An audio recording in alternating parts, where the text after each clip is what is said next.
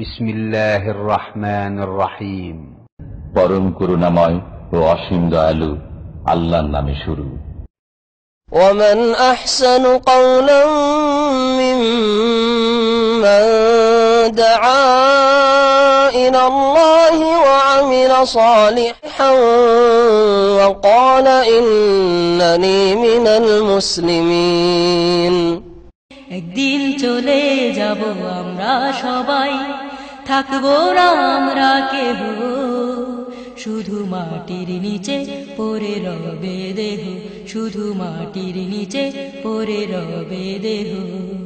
একদিন চলে যাব আমরা সবাই, থাকবো না আমরা কেহ, শুধু মাটির নিচে পড়ে রবে দেহ, শুধু মাটির নিচে পড়ে রবে দেহ। আসসালামু আলাইকুম ওয়া রাহমাতুল্লাহি ওয়া বারাকাতুহু। ইন্নাল হামদালিল্লাহ নাহমাদুহু ওয়া নাস্তাঈনুহু ওয়া নাস্তাগফিরুহু ওয়া নাউযু বিল্লাহি মিন শুরুরি আনফুসিনা ওয়া মিন সাইয়্যাতি আমালিনা। মান ইয়াহদিহিল্লাহু ফালা মুদিল্লা লাহু ওয়া মান ইউদ্লিলহু ফালা হাদিয়া লাহু। ওয়া আশহাদু আল লা ইলাহা ইল্লাল্লাহু ওয়াহদাহু লা শারীকা লাহু ওয়া আশহাদু আন্না মুহাম্মাদান আবদুহু ওয়া রাসূলুহু সাল্লাল্লাহু তাআলা আলাইহি ওয়া আলা আলিহি ওয়া সাহবিহি ওয়া সাল্লামা তাসলিমান কাসীরা। يا أيها الذين آمنوا اتقوا الله حق تقاته ولا تموتن إلا وأنتم مسلمون. يا أيها الناس اتقوا ربكم الذي خلقكم من نفس واحدة وخلق منها زوجها وبث منهما رجالا كثيرا ونساء واتقوا الله الذي تساءلون به والأرحام إن الله كان عليكم رقيبا. يا أيها الذين آمنوا اتقوا الله وقولوا قولا سديدا يصلح لكم أعمالكم ويغفر لكم ذنوبكم ومن يطع الله ورسوله فقد فاز فوزا عظيما. أما بعد فإن خير الحديث كتاب الله وخير الهدي هدي محمد صلى الله عليه وسلم وشر الأمور محدثاتها وكل محدثة بدعة وكل بدعة ضلالة وكل ضلالة في النار. أعوذ بالله من الشيطان الرجيم. يا أيها الذين آمنوا أطيعوا الله وأطيعوا الرسول وأولي الأمر منكم فإن تنازعتم في شيء فردوه إلى الله والرسول إن كنتم تؤمنون بالله واليوم الآخر. সম্মানিত শ্রোতা মণ্ডলী, আল্লাহ পাক রব্বুল আলামিনের যাবতীয় প্রশংসা যে আল্লাহ পাক রব্বুল আলামিন তার অশেষ রহমতে আমাদেরকে আবার আমাদের হজের সফর থেকে ফিরে আসার তৌফিক দান করেছেন। আলহামদুলিল্লাহ। সে আল্লাহ পাকের যাবতীয় প্রশংসা আল্লাহ পাক রব্বুল আলামিন 1435 হিজরির শেষ সময় এই জিলহজ মাসের শেষ দিকে আমাদেরকে পৌঁছে দিয়েছেন। আল্লাহ পাকের কাছে আরো আমরা দোয়া করি, আল্লাহ পাক যেন আমাদেরকে এই দুনিয়ায় ঈমান এবং নেক আমলের জন্য, নিজের আখিরাতের সম্বল বেশি বেশি গ্রহণ করার জন্য সুস্থতার সাথে আল্লাহ পাক যেন দীর্ঘায়ু করেন, আর সহি সালামতে সমস্ত ফিতনা থেকে, দিনের ফিতনা, দুনিয়ার ফিতনা, ইহকালের ফিতনা, পরকালের ফিতনা, সমস্ত রকমের ফিতনা থেকে আল্লাহ পাক যেন আমাদের সকলের হেফাজত করেন। বিশেষ করে যারা এখানে আমাদের অনুষ্ঠানে সরাসরি হাজির হয়েছেন অথবা অনলাইনে হাজির হয়েছেন, আর সমস্ত মুসলিম ভাই বোনদের আল্লাহ পাক যে যেখানে আছেন তাদের আল্লাহ পাক যেন হেফাজত করেন। সালাত এবং সালাম নাজিল হোক নবী মুহাম্মদ রাসূলুল্লাহ সাল্লাল্লাহু আলাইহি সাল্লামের উপর, যার মাধ্যমে আল্লাহ পাক তার দিনকে মানব জাতি পর্যন্ত সুন্দর করে পৌঁছে দিয়েছেন। সেই দিনে কোনো অস্পষ্টতা নেই, লাইলুহা কানাহারিহা, তাতে কোনো অন্ধকার নেই, তার রাত দিনের মতো, লা ইয়াজিগু আনহা ইল্লা হালিক। আর এই দিন যা রাসূলুল্লাহ সাল্লাল্লাহু আলাইহি সাল্লাম মানব জাতি পর্যন্ত পৌঁছে দিয়েছেন, ওহী পৌঁছে দিয়েছেন, তা থেকে একমাত্র যে হচ্ছে হতভাগা, যে হচ্ছে আল্লাহর রহমত থেকে বিতাড়িত, যে ওহীর বিধান থেকে, কোরআন এবং সুন্নাহ থেকে বিতাড়িত, সেই ব্যক্তি ধ্বংসের পথ নিতে পারে, সেই ব্যক্তি পথভ্রষ্ট গোমরা হইতে পারে। আল্লাহ পাক রব্বুল আলামিন যেন আমাদেরকে হেদায়েতের পথে রাখেন এবং কোরআন সুন্নাহর কথা রাসূলুল্লাহ সাল্লাল্লাহু আলাইহি সাল্লাম থেকে, তার অনুসারী সাহাবায়ে কেরাম থেকে যা প্রমাণিত তার অনুসরণে আল্লাহ পাক যেন আমাদের তৌফিক দান করেন। আমাদের আজকের বিষয়বস্তু হচ্ছে মা বোনদের বিশেষ একটি মাসআলা, আর তা হচ্ছে মা বোনদের মসজিদে গিয়ে সালাত আদায় করা সম্পর্কে। এই মর্মে রাসূলুল্লাহ সাল্লাল্লাহু আলাইহি ওয়াসাল্লাম থেকে বহু হাদিস রয়েছে, আর প্রত্যেকটি হাদিসের কিতাবে একটি অথবা একাধিক অধ্যায় রয়েছে তার বিভিন্ন দিককে নিয়ে। তারপরে এক শ্রেণীর বিদআতপন্থীরা রয়েছে যারা তাদের অন্তর বাঁকা হওয়ার কারণে, আর মানুষের অন্তর তখনই বাঁকা হয় ধর্মের ক্ষেত্রে যখন তারা কোরআন এবং হাদিসের রাস্তা ছেড়ে দেয়। তারা যখন রাসূলুল্লাহ সাল্লাল্লাহু আলাইহি ওয়াসাল্লামের নিয়ে আসা বিধানের অনুসরণকে বাদ দিয়ে ব্যক্তি পূজায় লিপ্ত হয়, অন্ধ তাকলিদে লিপ্ত হয়, এজন্য অনেকে এই ক্ষেত্রে বিভ্রান্তির শিকার হয়ে থাকে। আল্লাহ পাক আমাদেরকে তৌফিক দান করেছেন রাসূলুল্লাহ সাল্লাল্লাহু আলাইহি ওয়াসাল্লামের সহিহ হাদিসের অনুসরণের, যে হাদিসগুলি মানসুখ নয়, রহিত নয়, যে হাদিসগুলি রাসূলুল্লাহ সাল্লাল্লাহু আলাইহি ওয়াসাল্লাম থেকে স্পষ্ট, এই মর্মে। এই জন্য আমাদের ভাষাভাষী ভাইদেরকে, বোনদেরকে জানিয়ে দিতে চাই যে রাসূলুল্লাহ সাল্লাল্লাহু আলাইহি ওয়াসাল্লাম এই ক্ষেত্রে, অর্থাৎ মহিলাদের মসজিদে গিয়ে সালাত আদায় করার ক্ষেত্রে, দিনে হোক অথবা রাতে হোক, মাহে রমজানে হোক অথবা অন্য কোনো সময় হোক, এই ক্ষেত্রে রাসূলুল্লাহ সাল্লাল্লাহু আলাইহি ওয়াসাল্লাম তার সাহাবায়ে কিরামদেরকে, সাহাবিয়াতদেরকে রাদিয়াল্লাহু আনহুম আজমাইন, তাদেরকে কোন পথের ওপর ছেড়ে গেছেন। ওমা আতাকুমুর রাসূলু ফাখুযুহু ওমা নাহাকুম আনহু ফান্তাহু। আল্লাহ পাক সূরা হাশরের আয়াত নম্বর 7 এর একটা অংশে ইরশাদ করছেন, যা রাসূলুল্লাহ সাল্লাল্লাহু আলাইহি ওয়াসাল্লাম তোমাদেরকে প্রদান করেন, দেন, ফাখুযুহু, তা গ্রহণ করো, তা নিয়ে নাও, ওমা নাহাকুম আনহু, আর যা থেকে তিনি বারণ করেন, নিষেধ করেন, ফান্তাহু, তা থেকে বিরত থাকো।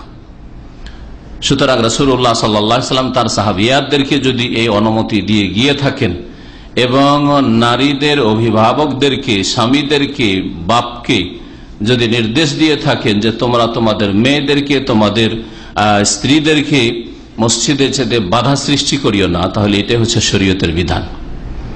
এই মর্মে আমি ধারাবাহিক প্রথম সহিহ বুখারী থেকে কয়েকটি হাদিস পেশ করব, আর তারপরে সহিহ মুসলিম থেকে কয়েকটি হাদিস পেশ করব, আবু দাউদ থেকে, তিরমিজি থেকে, এই কয়েকটা কিতাব থেকে, হাদিসের যেগুলি প্রসিদ্ধ কিতাব সেগুলি থেকে বেশ কিছু হাদিস আপনাদের সামনে এই অল্প সময়ের মধ্যে পেশ করব ইনশাআল্লাহ। আল্লাহ পাক রব্বুল আলামিন সূরা নিসার আয়াত নম্বর 59 ইরশাদ করেছেন, যাতে রয়েছে ইয়া আইয়ুহাল্লাযীনা আমানু আতিউল্লাহ ওয়া আতিউর রাসূল, হে মুমিন সকল, তোমরা আল্লাহ পাকের আনুগত্য করো, আল্লাহকে মানো, ওয়াতিউর রাসূল, এবং রাসূলকে মানো, রাসূলের আনুগত্য করো, ওয়া উলিল আমরি মিনকুম, তোমাদের যারা নেতৃস্থানীয় ব্যক্তি, দিনের ক্ষেত্রে হোক অথবা দুনিয়ার ক্ষেত্রে হোক, দুনিয়ার ক্ষেত্রে নেতৃস্থানীয় ব্যক্তি যারা শাসক গোষ্ঠী, তারা যদি যে কোনো বৈধ নির্দেশ দেয় তাদের আনুগত্য করো। দিনের ক্ষেত্রে, ঈমান আমলের ক্ষেত্রে ধর্মীয় নেতৃত্ব উলামায়ে কিরাম কোন একজনকে বোঝানো হয়নি, বরং বলা হয়েছে যে কোনো আলেমে দিন যদি তোমাদেরকে কোনো ভালো নির্দেশ দেন, কোরআন এবং হাদিসের কথা বলেন, তাদের আনুগত্য করো। আনুগত্যের ক্ষেত্রে আল্লাহ পাকের আনুগত্য করতে বললেন, রাসূলের আনুগত্য করতে বললেন, আর নেতাদের আনুগত্য করতে বললেন। তারপরে আনুগত্য করতে গিয়ে যদি মতবিরোধ হয়, ফাইন তানাজাতুম ফি শাইইন, যদি কোনো কিছু সম্পর্কে তোমাদের মতবিরোধ হয়, তোমাদের মাঝে বিবাদ সৃষ্টি হয়, একদল বলছে এটা করতে হবে, আর একদল বলছে করতে হবে না, মহিলাদেরকে মসজিদে যাওয়া চলবে, আর একদল বলছে এটা চলবে না, এইরকম যদি বলে, ফাইন তানাজাতু ফি শাইইন ফারুদ্দুহু ইলাল্লাহ, তাহলে আল্লাহর দিকে ফিরিয়ে দাও। কোরআনে কারিমে কি আছে? ওয়ার রাসূল, এবং রাসূলের দিকে ফিরিয়ে দাও। কোরআনে কারিমে যদি না পাও, রাসূলুল্লাহ সাল্লাল্লাহু আলাইহি ওয়াসাল্লামের হাদিসের দিকে, তার বচন কি, তিনি কি বলেছেন, তিনি কি করেছেন, ওইদিকে ফিরে আসো। তিনি যে অনুমোদন দিয়েছেন, স্বীকৃতি দিয়েছেন, এসব বিষয় হচ্ছে রাসূলের হাদিস, ওইদিকে ফিরিয়ে দাও। যখন ঝগড়া বিবাদ হবে, মতানৈক্য হবে, তখন একমাত্র আল্লাহর দিকে ফিরে আসতে হবে, আর একমাত্র তার রাসূলের দিকে ফিরে আসতে হবে। কারণ আল্লাহ পাক যা বলেছেন তা হচ্ছে ওহী, রাসূলুল্লাহ সাল্লাল্লাহু আলাইহি ওয়াসাল্লাম যা বলেছেন করেছেন তা হচ্ছে ওহী। আর আলেম ওলামা ইমাম কিরাম অন্য যে কোনো মুসলিম যত বড় ব্যক্তিত্ব হোক না কেন যা কিছু বলেছেন করেছেন সেটা ওহী নাও হইতে পারে, ওহী ভিত্তিক নাও হইতে পারে। সেই জন্য ঝগড়ার ক্ষেত্রে, ইখতিলাফের ক্ষেত্রে, মীমাংসার ক্ষেত্রে তাদের দিকে ফিরা যাবে না। প্রথম বলা হয়েছে আনুগত্যের ক্ষেত্রে, হ্যাঁ আনুগত্যের ক্ষেত্রে 1 নম্বর 2 নম্বর 3 নম্বর আল্লাহ রাসূল নেতা, কিন্তু যখন ঝগড়া মিটাবেন আপনি, মতবিরোধ মিটাবেন, তখন একমাত্র আল্লাহর দিকে এবং তার রাসূলের দিকে বলা হয়েছে, তৃতীয় আর কিছু বলা হয়নি। সূরা শুরার আয়াত নম্বর 10 একটু শোনাই। আল্লাহ পাকের ইরশাদ, ওয়ামাখতালাফতুম ফীহি মিন শাই, ওয়ামাখতালাফতুম ফীহি মিন শাই, যদি তোমাদের কোনো কিছু সম্পর্কে মতবিরোধ হয়, ইখতিলাফ হয় কোনো কিছু সম্পর্কে, মিন শাই যে কোনো বিষয় সম্পর্কে, দুনিয়ার বিষয় হোক, আদালতের বিচার, জমি জায়গার ঝগড়া, পারিবারিক ঝগড়া, স্বামী স্ত্রীতে ঝগড়া, বাপ মা ছেলে মেয়েদের সাথে দ্বন্দ্ব, হ্যাঁ ইত্যাদি ইত্যাদি, পাড়া প্রতিবেশীর সাথে, দিনের বিষয়ে, আকীদার বিষয়, ইবাদতের বিষয়, হালাল হারামের বিষয়ে, করা যাবে যাবে না, তার মধ্যে একটি হচ্ছে মহিলাদের মসজিদে নামাজ পড়তে যাওয়া যাবে কি যাবে না। ওয়ামাখতালাফতুম ফীহি মিন শাই, যে কোনো বিষয়ে যদি তোমাদের কোন রকম ইখতিলাফ দ্বিমত হয়, ফাহুকমুহু ইলাল্লাহ, তার হুকুম তার ফয়সালা কার কাছ থেকে নিতে হবে? ইলাল্লাহ, আল্লাহর দিকে ফিরিয়ে দিতে হবে। আল্লাহ কি ফয়সালা করেছেন, আল্লাহ পাকের ফয়সালা কোরআনে কারীমে রয়েছে, আল্লাহ পাকের ফয়সালা রাসূলুল্লাহ সাল্লাল্লাহু আলাইহি ওয়াসাল্লামের হাদিসে রয়েছে। এরপরে শোনা ইমাম বুখারী রাহমাতুল্লাহ আলাইহি যে হাদিসগুলি নিয়ে এসেছেন, বেশ অনেকগুলি হাদিস নিয়ে এসেছেন, প্রায় 9-10টি হাদিস নিয়ে এসেছেন তিনি। তার মধ্যে আমি 6 থেকে 7টি হাদিস এখানে নকল করেছি, যা শোনাচ্ছি। সহিহ বুখারীতে হাদিস নম্বর 817, এই নম্বরগুলি মাকতাবা শামেলা থেকে নেয়া, যেটা আপনার ইন্টারনেটে রয়েছে, যেটা সিডিতে রয়েছে, যে নাম্বারিং করা রয়েছে, আরব দেশে প্রসিদ্ধ এই নাম্বারিংগুলি। এই নম্বরের অনুকূলে হচ্ছে তৌহিদ পাবলিকেশন থেকে ছাপা বুখারী, যেটা ওটার সাথে মিল আছে। আর বাকি অন্যান্য বুখারী যেগুলি অনুবাদ রয়েছে সেগুলির সাথে একটু আগে পরে নম্বরে কম বেশি হবে, সেটা অন্যান্য বুখারী তরজমাগুলি পড়লে আপনাকে সেটা মিলিয়ে নিতে হবে, আমার নম্বর তাদের সাথে নাও মিলতে। ইমাম বুখারী রাহমাতুল্লাহ আলাইহি বলছেন, অধ্যায় শুনেন, বলছেন বাবু খুরুজুন নিসা ইলাল মাসাজিদ বিল-লাইলি ওয়াল গালাসি, এই অধ্যায় হচ্ছে মহিলাদের মসজিদের উদ্দেশ্যে গমন সম্পর্কে, মসজিদে যাওয়া সম্পর্কে। মসজিদের উদ্দেশ্যে বাড়ি থেকে বের হওয়া, খুরুজ, বাড়ি থেকে বের হওয়া মসজিদের উদ্দেশ্যে, বিল-লাইলি রাতে এবং অন্ধকার, ভোরের অন্ধকারে, বিশেষ করে রাতে এবং ভোরের অন্ধকারে তিনি অধ্যায় কায়েম করেছেন। কারণ দিনের ক্ষেত্রেও প্রমাণ রয়েছে, আম হাদিস রয়েছে, এবং শাইখ বিন বাজ রাহমাতুল্লাহ আলাইহি তার ফতোয়া নুরুন আলা দারব, যেটা রেডিও ইজাতুল কোরআনুল কারীমে নিয়মিত প্রচার হয়, সেগুলো বইয়ের আকারে অনেকগুলি খণ্ডে এসছে। তাতে লিখেছেন যে রাসূলুল্লাহ সাল্লাল্লাহু আলাইহি ওয়াসাল্লামের সাহাবিয়াত রাদিয়াল্লাহু আনহুম আজমাইন, তারা দিনের নামাজেও যোহর আসরেও যেতেন, কিন্তু বিশেষভাবে রাতের নামাজে আরো বেশি সংখ্যায় যেতেন। আর রাতের নামাজের ক্ষেত্রে আরো বেশ কিছু রাত বলে উল্লেখ রয়েছে। তো রাতেও যাওয়া যেতে পারে, দিনেও যাওয়া যেতে পারে, আর বিশেষ করে রাতে। আর তা যদি রমজান মাসে হয় তো আরো ফজিলতের সময়, সুতরাং যদি যায়, অথবা মসজিদ হারাম, মসজিদ নববীতে, সময়ের ক্ষেত্রে উত্তম সময় যেমন মাহে রমজান, আর স্থানের ক্ষেত্রে উত্তম স্থান যেমন মসজিদে হারাম অথবা মসজিদে নববী। তারপরেও আমাদের আলোচনাতে স্পষ্ট হবে যে যতই মোবারক সময় হোক আর যতই মোবারক স্থানে হোক, মহিলাদের বাড়িতে নামাজ পড়ার সওয়াব বেশি, সেটা উত্তম, এতে কোনো দ্বিমত নেই। তবে তাদের জন্য অনুমতি রয়েছে যে কোনো সময়, দিনে অথবা রাতে, কিছু শর্তের সাথে, যেগুলি খেয়াল রাখতে হবে, আমি শেষখানে উল্লেখ করবো ইনশাআল্লাহ। যদি ওই শর্তগুলি পুরা থাকে আর ওই রকম বাধা না থাকে, তাহলে মসজিদে তারা যাবে। ইমাম বুখারী রাহমাতুল্লাহ আলাইহি বলছেন মহিলাদের মসজিদে যাওয়া সম্পর্কে রাতে আর ভোরের গালাস, ভোরের অন্ধকার, ফজরের সালাতে। কারণ নবী সাল্লাল্লাহু আলাইহি ওয়াসাল্লামের সুন্নাত হচ্ছে ভোরের নামাজ ভোরের অন্ধকারে পড়া, এত উজ্জ্বল আর ফর্সা করে দেন নয়, যেটা আমাদের দেশের যারা মেজরিটি, সংখ্যাগরিষ্ঠ, তারা যেভাবে ফজরের সালাতকে বিলম্ব আদায় করে থাকে, এটা সুন্নতের মোতাবেক নয়, বরং সুন্নতের খেলাফ, উত্তম সময়ের খেলাফ সময়ে তারা সালাত আদায় করে থাকে। প্রথম হাদিস আয়েশা রাদিয়াল্লাহু তাআলা আনহা থেকে বর্ণিত 817 নম্বর হাদিস বলছিলাম, কালা আতামা রাসূলুল্লাহ সাল্লাল্লাহু আলাইহি ওয়াসাল্লাম বিল আতামা। একদিন রাসূলুল্লাহ সাল্লাল্লাহু আলাইহি ওয়াসাল্লাম এশার নামাজে বিলম্ব করে ফেললেন। এশার নামাজের জন্য অপেক্ষায় সাহাবায়ে কেরামরা রয়েছেন, মসজিদে মহিলারা পিছনে বসে আছেন, পুরুষরা বসে আছে ডেট করে। হাত্তা নাদাহু ওমর, এমনকি যখন বেশ বিলম্ব হয়ে গেছে তখন ওমর রাদিয়াল্লাহু তাআলা রাসূলুল্লাহ সাল্লাল্লাহু আলাইহি ওয়াসাল্লামকে ডাক দিয়েছে। রাসূলুল্লাহ সাল্লাল্লাহু আলাইহি ওয়াসাল্লাম তার কক্ষে, আর রাসূলুল্লাহ সাল্লাল্লাহু আলাইহি ওয়াসাল্লামের কক্ষগুলি মানে উম্মাহাতুল মুমিনিনদের কক্ষগুলি সারিভাবে ছিল, যেমন মা আয়েশা রাদিয়াল্লাহু তাআলা আনহার যে কক্ষটি তাতে রাসূলুল্লাহ সাল্লাল্লাহু আলাইহি ওয়াসাল্লাম কবর রয়েছে, আর ওই লাইনেই ছিল 9 বিবির লাইন ধরে সেই রুমগুলি বা কক্ষগুলি ছিল, যে দিকটা কিসমুন নেসা আজকাল ওই মহিলা সেকশন। আপনি যখন দাঁড়াবেন মসজিদে নববীতে মিডিলে, তখন বাম দিকে দেখবেন যে ওই দিকটা মহিলাদের জন্য ঘেরা রয়েছে, ওই দিকটাই ছিল লাইন ধরে রাসূলুল্লাহ সাল্লাল্লাহু আলাইহি ওয়াসাল্লাম 9 বিবির ঘর। ডাক দিলেন ওমর রাদিয়াল্লাহু তাআলা আনহু, সাহসী মানুষ, নামান নিসা ওয়াসসিবিয়ান, হে আল্লাহর রাসূল, মহিলাদের ঘুম চলে এসছে, ওয়াসসিবিয়ান আর শিশুদের ঘুম চলে এসছে।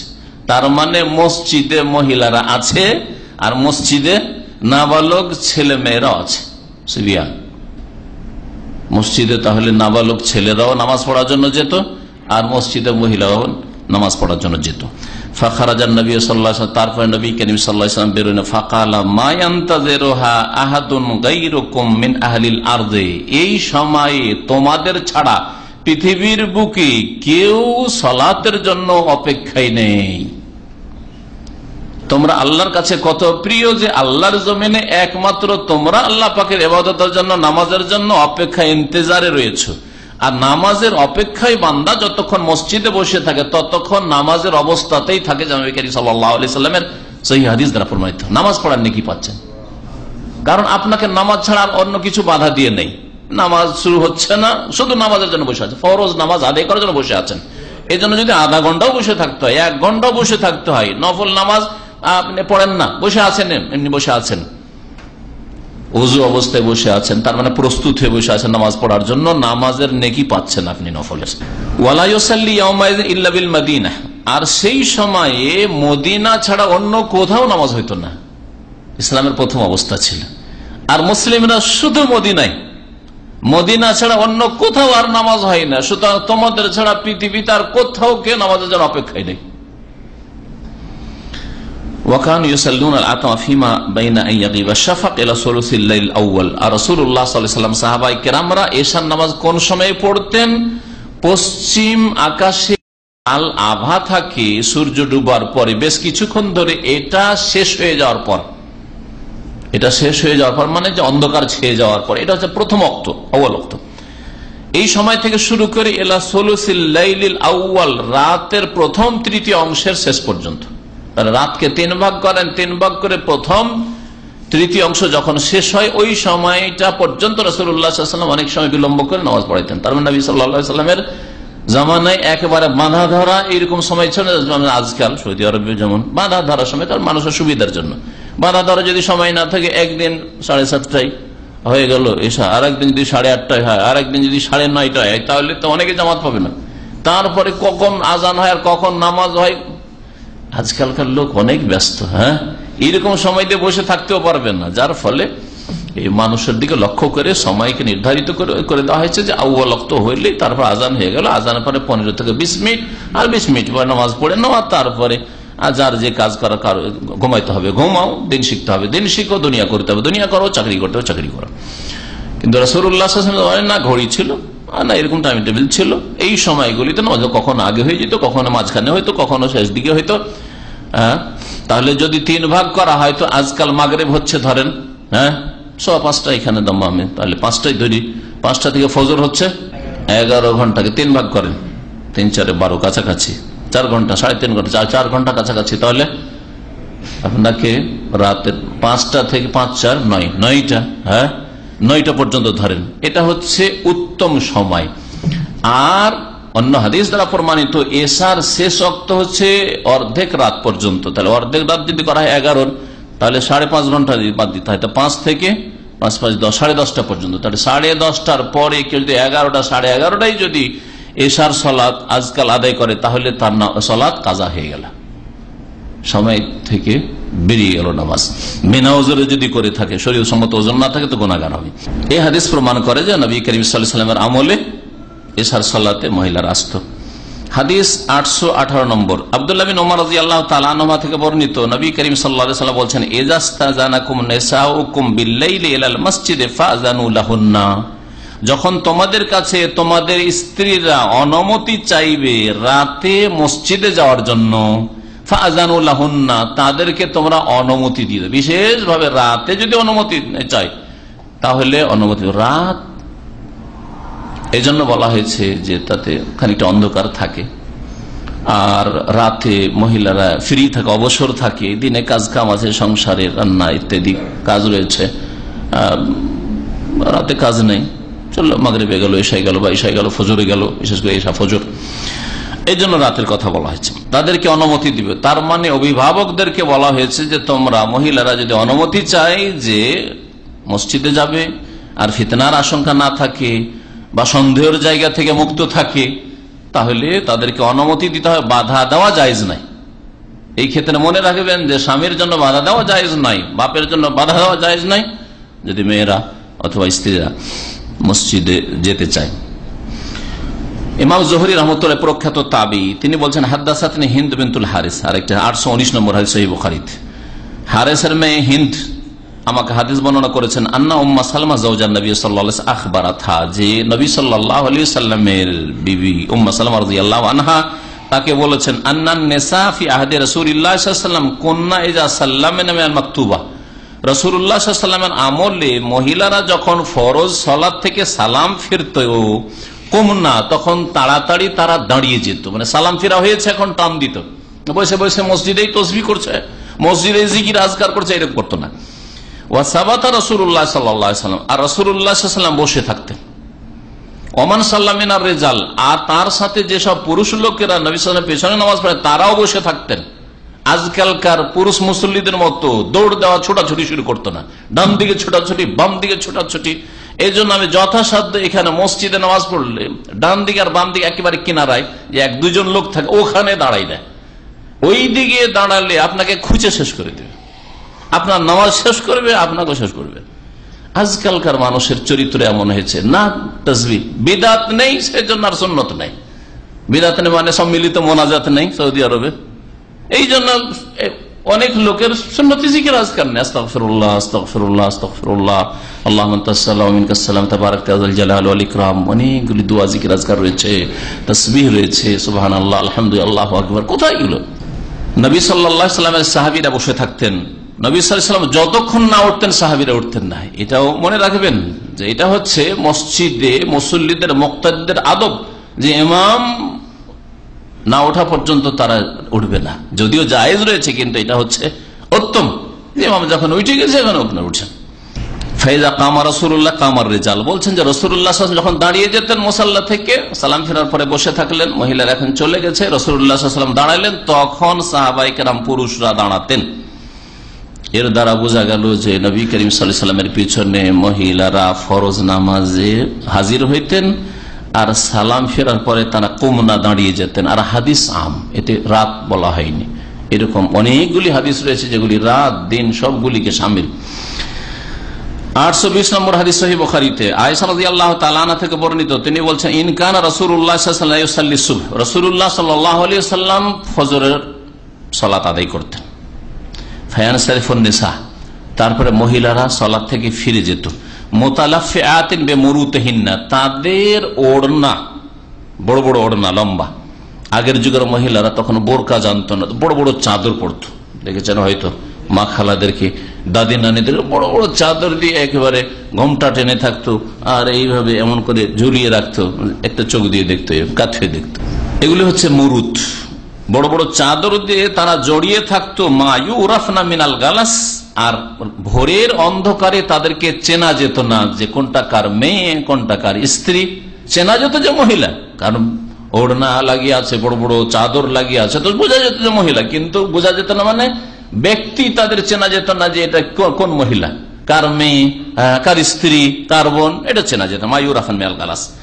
তাহলে নামাজ, ফজরের নামাজ থেকে সালাম ফিরে মহিলারা বেরিয়ে চলে যাচ্ছে, আর এখনো গালাস ভোরের অন্ধকার আছে, যার ফলে চেনা যায় না যে এগুলো কি। তাহলে বোঝা গেল যে নামাজ শেষ হইতে হবে ভোরের অন্ধকারে। আমাদের হানাফি ভাইরা বলে যে নামাজ শুরু করতে একটু অন্ধকারে আর শেষ করতে হবে ফরসা হয়। তাহলে এই তাবিলটা এই হাদিস নাকচ করে। সালাম ফিরে শেষ হয়ে গেছে, মহিলারা চলে যাচ্ছে, তখনও ভোরের অন্ধকার আছে। এটা হচ্ছে উত্তম ওয়াক্ত ফজরের নামাজের জন্য। 821 নম্বর হাদিস সহিহ বুখারীর, আবু কাতাদা আনসারী রাদিয়াল্লাহু তাআলা আনহু থেকে বর্ণিত, তিনি বলছেন কালা রাসূলুল্লাহ সাল্লাল্লাহু আলাইহি ওয়াসাল্লাম, রাসূলুল্লাহ সাল্লাল্লাহু আলাইহি ওয়াসাল্লাম বলছেন ইন্নী লা আকুমু ইলাস সালাত, আমি নামাজ শুরু করি, নামাজে দাঁড়াই, ওয়া আনা উরিদু আন উতাওয়ালা ফিহা, আর আমার ইচ্ছা হয় যে আজকের নামাজটা লম্বা করব, লম্বা করে নামাজ পড়ব। ফাসমা বুকা আসসাবি, তারপরে নাবালক শিশুদের আমি কান্না শুনতে পাই। নামাজ শুরু করেছেন আর ইচ্ছা করেছেন আজকে জোহরের নামাজটা লম্বা করে পড়বো, আজকে আসর নামাজ লম্বা করে পড়বো, আজকে এশার নামাজ লম্বা করে পড়বো, আজকে ফজর নামাজ লম্বা করে পড়বো।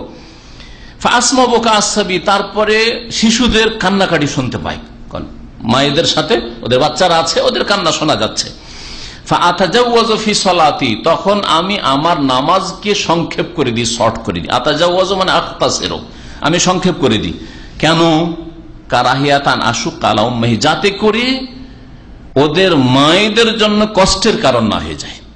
লম্বা তিলাওয়াত, লম্বা সিজদা, আর মায়েদের জন্য কষ্টের কারণ, হাই রে কখন নামাজটা শেষ হবে যে আমার বাচ্চাটাকে চুপাবো, কখন নামাজটা শেষ হবে যে আমার বাচ্চাটাকে নিয়ে মসজিদ থেকে বেরোবো, আমারও নামাজে ডিস্টার্ব করছে, অন্যদের জন্য পেরেশানির কারণ, আর লোকেরাও কি বলবে, ঠিক না? নানান চিন্তা। একটা বাচ্চাকে কান্না করে উঠলে মসজিদে বিভিন্ন রকমের এরকম চিন্তা ধরবে বাচ্চার মাকে। তো রাসূলুল্লাহ সাল্লাল্লাহু আলাইহি ওয়াসাল্লাম লম্বা নামাজ পড়তে চাইতেন, আর তারপরে নামাজকে সংক্ষেপ করে দিতেন যখন বাচ্চাদের কান্না শুনতেন, যাতে করে ওদের মায়েদের জন্য কষ্টের, মায়েরা যদি বাড়িতে থাকবে তোমার কষ্টের কারণ কি হবে, বুঝতে পারছেন না? তার মানে মায়েরা বাচ্চাদের সাথে মসজিদে আছে, মসজিদে আছে, জি হ্যাঁ। তো মহিলারা মসজিদে আসতো রাসূলুল্লাহ সাল্লাল্লাহু আলাইহি জামানায়, আর বাচ্চারাও আসতো। যদি নামাজ পড়ে তাহলে সে বাচ্চা যেন তমিজ থাকে, তার মানে বুঝে যে এটা মসজিদ, এখানে পেশা পায়খানা করা যায় না, এইরকম বাচ্চা। এই জন্য নবী করিম সাল্লাল্লাহু আলাইহি ওয়াসাল্লাম বাচ্চাদের 7 বছর বয়স হলে নিয়ে যেতে বলেছেন। 3 বছর 4 বছর বাচ্চা এটা নাও বুঝতে পারে, পেশাব আসলে পেশাব করে দিতে পারে, পায়খানা করে দিতে পারে, এই দিক থেকে ওই দিক দিতে পারে, দৌড়, হ্যাঁ ফুটবল খেলার মাঠ মনে করতে পারে, যার ফলে এইরকম বাচ্চাদেরকে নিয়ে আসা উচিত নয়, যদি এইরকম শান্ত বাচ্চা না হয়। তবে যদি শান্ত ছেলে থাকে আর যদি মনে করে যে আমার বাচ্চা বুঝে, বসিয়ে রাখেন, বাচ্চাকে বাসায় রেখে আসা যাবে না, নিয়ে আসতে হবে, এইরকম যদি হয় বিশেষ অবস্থায়, তাহলে নিয়ে আসা যেতে পারে। সহিহ বুখারীর 849 নম্বর হাদিস, আব্দুল্লাহ বিন উমর রাদিয়াল্লাহু তাআলা আনহু থেকে বর্ণিত, তিনি বলছেন কানাত ইমরাতুন লি উমর তাশহাদু সালাতাস সুবহ ওয়াল ইশা ফিল জামাতে ফিল মসজিদ। আমার আব্বা উমর রাদিয়াল্লাহু তাআলা, আব্দুল্লাহ বিন উমর বলছেন যে আমার আব্বা উমর রাদিয়াল্লাহু তাআলা আনহুর এক স্ত্রী, মানে তার মা না, আরেক স্ত্রী, তার সৎ মা, সে কি করতো, তাশহাদু সালাতাস সুবহ, ফজরের নামাজে আসতো আর ইশার নামাজে আসতো, ফিল জামাতে, জামাতে সালাত আদায় করার জন্য মসজিদে। ফাকিলা লাহা, তখন ওই মহিলাকে বলা হলো, উমর রাদিয়াল্লাহু তাআলা বিবিকে বলা হলো, কেউ বললো কোন মহিলা, মা তাখরুজিনে, তুমি যাচ্ছ কেন মসজিদে নামাজ পড়ার জন্য, নিয়মিত এশায় যাই, ফজরে যাই, এরকম কেন করো?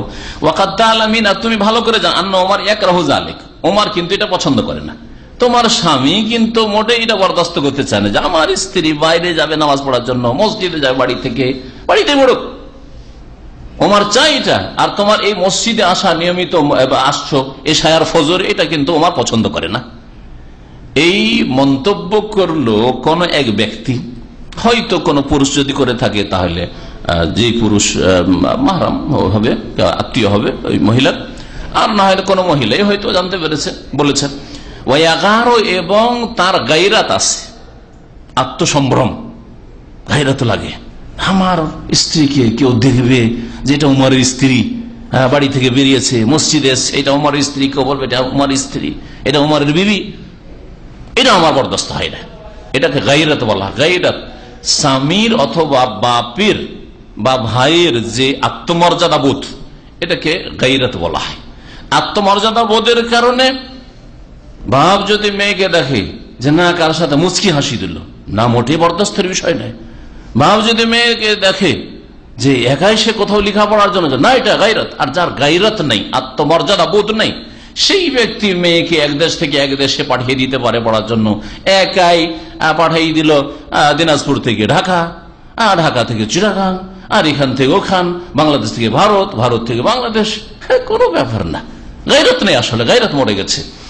আর গায়রত মরে যাওয়াটা হচ্ছে ইহুদি নাসারাদের অনুকরণ। আত্মমর্যাদা বোধটা হ্রাস পেয়ে যাওয়া, এটা হচ্ছে ইহুদি নাসারাদের অনুকরণ, পশ্চিমাদের। কারণ পশ্চিমারা শুকুরের গোশত খেয়ে খেয়ে খেয়ে তাদের গায়রত, আত্মমর্যাদা বোধ শেষ হয়ে গেছে। কারণ শুকুরের বোধ প্রকৃতি হচ্ছে গায়রত শেষ হয়ে যাওয়া। গায়রত কিছু নেই, আত্মমর্যাদা বোধ বলে কিছু নেই। লাইন দিয়ে শুকুরনির পিছনে কয়েকটা নর শুকুর লাইন দিয়ে আছে। ওই রকমই পশ্চিমা সভ্যতায় স্বামীও আছে, আর স্বামীর সাথে সাথে মহিলার বয়ফ্রেন্ড অনেকগুলি আছে, কোনো ব্যাপার না। যখন সময় পাচ্ছে স্বামীকে সময় দিচ্ছে, আর বাকিটা বয়ফ্রেন্ডদেরকে দিচ্ছে। আউযুবিল্লাহ, আউযুবিল্লাহ। এটা যদি মুসলিমদের চরিত্র হয়, লাতাত্তাবিউনা সুনানা মান কানা ক্বাবলাকুম, তোমাদের পূর্বে ইহুদি নাসারাদের গর্তে তোমরা ঢুকবে, তাদের আদর্শের অনুসারী হবে, তাদের অন্ধ অনুকরণ করবে। কঠোরভাবে সতর্ক করেছে রাসূলুল্লাহ সাল্লাল্লাহু আলাইহি সাল্লাম। এই জন্য কোন মুসলিম এমন ভাবে যার গায়রত দুর্বল, আত্মমর্যাদা বোধ একেবারে দুর্বল, অসুবিধা নাই, যাচ্ছে নিজেরই তো গ্রামের ছেলের সাথে স্কুল কলেজ যাচ্ছে, আর গ্রামের ছেলের সাথে তো কথা বলছে, কে বলছে এটা গ্রামের ভাই, মুখ চেনা ভাই, গ্রামের ভাই। এটা দেশেই সে ও বাংলা বলে, ও বাংলা বলে। আরে বাংলাদেশ থেকে ধরেন বা ভারত থেকে একই দেশের মানুষ ইউরোপে যাওয়ার পরে যদিও 5000 কিলোমিটার দূরে বাড়ি হোক না কেন, মনে করে যে প্রতিবেশী, একই দেশের মানুষ, মনে করে না না না, তো আমার দেশেরই ছেলে, হ্যাঁ দেশেরই সন্তান, ও দেশের ছেলে, আমারটা একই দেশের ছেলে মেয়ে। আউযুবিল্লাহ, গায়রত কোথায় মরল? এইভাবে জেনা আজকে ব্যাপক আকার ধারণ করেছে মুসলিম সমাজ। ইহুদি নাসারাদের অনুকরণ করার কারণেই জেনা ঘরে ঘরে ঢুকে পড়েছে, শহরে বাজারে, আর স্কুল কলেজ ইউনিভার্সিটিতে ব্যভিচার আর চরিত্রহীনতার পরিবেশ বিরাজ করছে। আল্লাহ পাক মুসলিমদের হেফাজত করেন। নবী করিম সাল্লাল্লাহু আলাইহি ওয়াসাল্লাম এর হাদিস শোনাচ্ছিলাম, বলছিলাম উমর রাদিয়াল্লাহু অত্যন্ত গায়রতওয়ালা মানুষ, আত্মমর্যাদাবোধওয়ালা মানুষ। তখন ওই মহিলা উমরের স্ত্রী বলছেন যে উমর যদি এটার ওপর কষ্ট পাবে আর এটাকে ঘৃণা করবে, আমার এশায় আর ফজরে মসজিদে আসাটাকে, আমাকে মানা কেন করে না? আমাকে বারণ করতে, নিষেধ করতে কোন জিনিসটা তাকে বাধা দিচ্ছে? সরাসরি বলবে আমি তার স্ত্রী, বলবে তুমি যেও না, কেন বাধা দেন আমাকে? তো কোনোদিন আমার স্বামী ওমর বাধা দেয় না। তখন যেই লোক বলছেন কথা ওমরের বিবির সাথে, বলছেন ইয়ামনাহু কাউলু রাসূলিল্লাহ সাল্লাল্লাহু আলাইহি ওয়াসাল্লাম, রাসূলুল্লাহ সাল্লাল্লাহু আলাইহি ওয়াসাল্লামের এই হাদিস তাকে বাধা দিচ্ছে তোমাকে বাধা দান করতে। রসুলের হাদিস যদি না থাকতো সাল্লাল্লাহু আলাইহি ওয়াসাল্লাম, রাসূলুল্লাহ সাল্লাল্লাহু আলাইহি ওয়াসাল্লাম হাদিস তার সামনে না থাকতো তো অবশ্যই তিনি বাধা দিতেন। এত গায়রতওয়ালা মানুষ। কি হাদিস? লা তামনাউ ইমা আল্লাহি মাসাজিদ আল্লাহ, আল্লাহর বাদীদেরকে আল্লাহর মসজিদে যেতে বাধা দিও না। মনটা চায় না যে আমার স্ত্রী মসজিদে যাক, কিন্তু এদিকে রাসূলুল্লাহ সাল্লাল্লাহু আলাইহি ওয়াসাল্লাম বলছেন যে দেখো ওমর, তুমি স্বামী তোমার স্ত্রীকে বাধা দিতে পারবে না, স্ত্রী যদি যেতে চায় মসজিদে যেতে দিতে হবে। যার ফলে রসুলের কথা সবকিছুর ওপরে, সবকিছুর ওপরে রসুলের হাদিসের সামনে শির নত করে মেনে নিতে, ওয়াসাল্লিমু তাসলিমা, চোখ বন্ধ করে ওহির বিধান, ওহির কথা মেনে নিতে হবে। এই জন্য তোমাকে নিষেধ করেন না। তাহলে এই হাদিস দ্বারা বোঝা গেল, সহিহ বুখারীর হাদিস এটা, এই হাদিস দ্বারা বোঝা গেল যে রাসূলুল্লাহ সাল্লাল্লাহু আলাইহি ওয়াসাল্লামের জামানায় খোলাফায়ে রাশেদিন যারা পরে হয়েছেন তাদের বিবিরা মসজিদে যেতেন। এমন নয় যে সাধারণ লোক, হ্যাঁ যারা সাধারণ মানুষ, যেমন আমাদের সমাজে কিছু আছে আলেম সমাজ, কিছু পরেশগার সমাজ, কিছু কয়েক হজ করা হাজি সাহেব, গাজী সাহেব, মুত্তাকি পরেশগার গ্রামে দিনদার আল্লাহওয়ালা মানুষ, আর কিছু রয়েছে সাধারণ মানুষ। সাধারণ মানুষের স্ত্রীরা রাস্তাঘাটে বের হয়, কিন্তু হয়তো আলেমের স্ত্রী বের হয় না, কম বের হয়, অথবা হাজি সাহেবদের স্ত্রীকে কোনোদিন দেখা যায় না। না না না, ওমর রাদিয়াল্লাহু তাআলা আনহুর চাইতে বড় মানুষ এই উম্মত আর কে হইতে পারে? আবু বকরের পরে তার স্ত্রী যেতেন মসজিদে নামাজ পড়ার জন্য।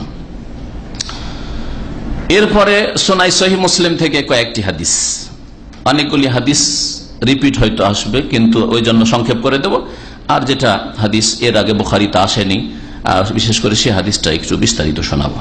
আব্দুল্লাহ বিন উমর রাদিয়াল্লাহু তাআলা আনহু থেকে বর্ণিত, তিনি বলছেন সামি'তু রাসূলুল্লাহ সাল্লাল্লাহু আলাইহি ওয়াসাল্লাম, আমি রাসূলুল্লাহ সাল্লাল্লাহু আলাইহি ওয়াসাল্লামকে বলতেছি, ইয়াকুল লা তামনাউ নিসাআকুমুল মাসাজিদা ইযা ইসতাযানাকুম ইলাইহা, তোমাদের স্ত্রীদেরকে মসজিদে যেতে বারণ করিও না, লা তামনাউ বাধা দিও না, নিসাআকুম তোমাদের স্ত্রীদেরকে আল মাসাজিদা মসজিদে যেতে, ইজাস্তাযানাকুম ইলাইহা মসজিদে যাওয়ার জন্য যখন অনুমতি চাইবে, ইজা যখন অনুমতি চাইবে, জোহরে যেতে যদি অনুমতি চাই, আসরে অনুমতি চাই, মাগরিবে অনুমতি চাই, এশায় চাই, ফজরে চাই, রমজানে চাই, যখনই চাইবে,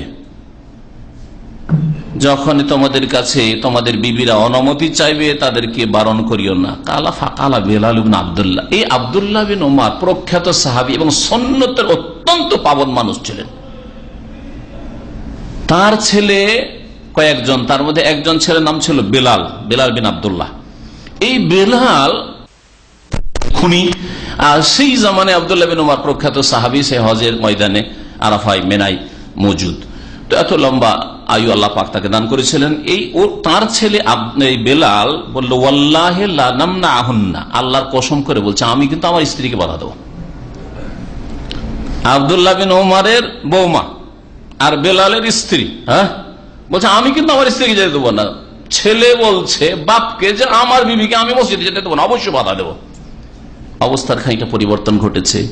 এখন মহিলারা মাঝে মাঝে হয়তো একটু সেজে যায়, না না আমি যেতে দেবো না। ওই সময় পরিবর্তন যদি একটু সামান্য পরিবর্তনকে আজকালকার তুলনায় সামান্য পরিবর্তন এসছে।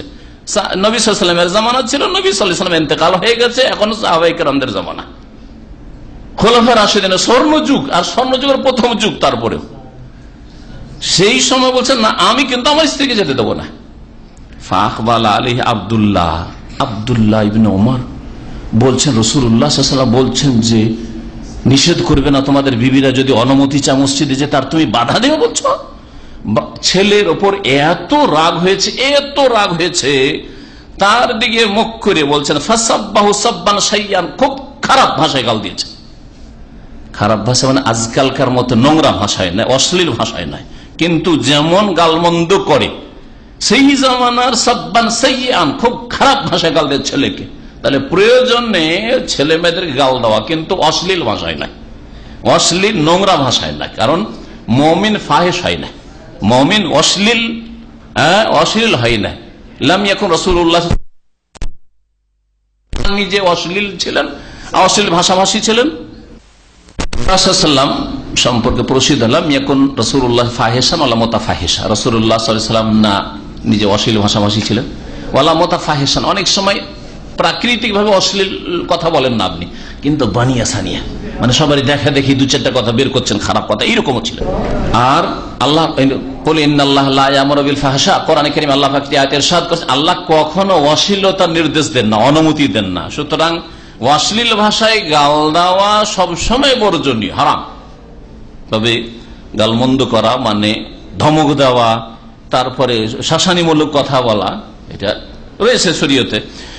আর তারপরে সেটা যদি দিনের স্বার্থে, আমার ব্যক্তির স্বার্থে নয়, আমার দুনিয়ার স্বার্থে নয়, কিসের স্বার্থে?